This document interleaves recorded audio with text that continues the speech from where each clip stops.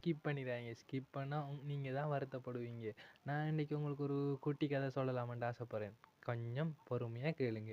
என்னென்டா ஒரு மனிதன் ரோட்ல நடந்து கொண்டிருக்கான். அதே வேளை இன்னொரு மனிதன் கார்ல போய் கொண்டிருக்கான். அப்ப அந்த ரோட்டால போற மனிதன் நினைக்கான், நம்மளும் இன்னும் வசதியா இருந்தா இப்படி கார்ல போகலாமே, நமக்கு அது கொடுத்து வைக்கலே என்று யோசிக்கான். அந்த கார்ல போற மனிதன் நினைக்கான், அந்த நடந்து போற மனிதனை பார்த்து நமக்கு இப்படி கொடுத்து வைக்கலே, நம்ம நடந்து போகலே. அப்ப நீங்க யோசிக்கலாம், இந்த கார்ல போறவனு இப்படி யோசிக்கிறானே, அவனுக்கு என்ன லூசானு நீங்க திங்க் பண்ணலாம். இப்ப என்னண்டு பார்த்தோம்டா, அந்த கார்ல போறவனுக்கு கால் இல்லை.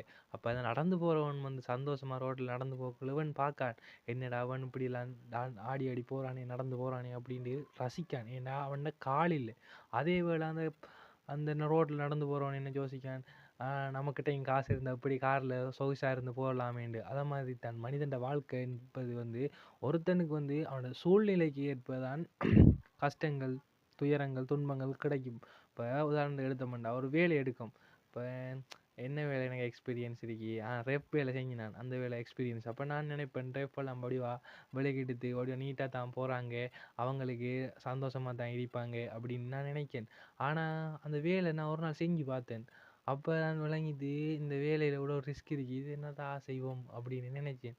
இதெல்லாம் ஒரு வேலையாண்டு கூட நினைச்சேன். ஆனால் என்ன செய்யறது, அந்த வேலை இப்போ ஒரு வேலைக்குள்ள நம்ம வெளியால இருந்து பார்க்கக்குள்ள அந்த வேலை ஈஸி மாதிரி தான் இருக்கும். டாக்டர் வேலைன்னு சொல்றாங்க, நிறைய சம்பளம், நிறைய மரியாதை கிடைக்கிற வேலைன்னு சொல்றாங்க. அந்த வேலையை நீங்க பார்க்கக்குள்ள தானே உங்களுக்கு நல்லா இருக்கும், சம்பளம் நிறைய கிடைக்கிற மாதிரி இருக்கும். அதுக்குள்ள போய் வேலை செஞ்சு பார்த்தா தான் அதில் கஷ்டம் தெரியும். அதுபோல தான் எல்லாருக்கும் பலவிதமான கஷ்டம் இருக்கும். அது இப்போ சூழ்நிலைக்கு ஏற்ற மாதிரி மாறிக்கொண்டிருக்கும்.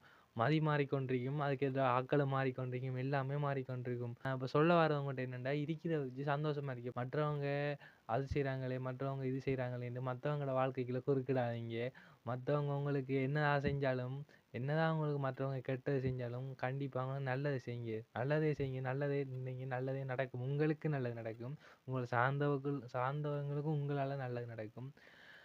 இப்படிக்கு இந்த வீடியோ முடிச்சுக்கொள்கிறேன். ஆனால் உங்களுக்கு இப்போ நிறைய பேர் துரோகம் செஞ்சுருப்பாங்க, ஏமாத்திருப்பாங்க. உங்களோட லைஃப்பில் இருந்தவங்க அவ்வளோ பேரையும் மன்னிச்சிடுங்க. மன்னிப்பது தான் மனித குணம்.